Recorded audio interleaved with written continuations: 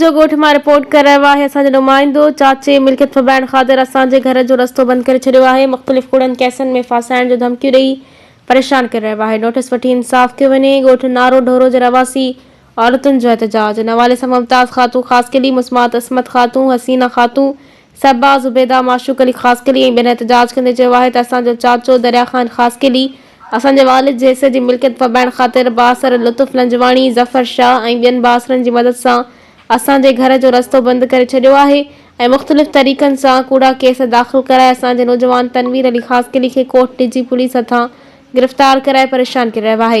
हिननि चयो त चाचो दरिया ख़ान जे ज़ुल्मनि सबबि सख़्त परेशान थी विया आहियूं। हिननि मुतालबो कयो त नोटिस वठी चाचे ख़िलाफ़ कार्रवाई करे रस्ते तां कब्ज़ो ख़त्म कराए इंसाफ़ कयो वञे।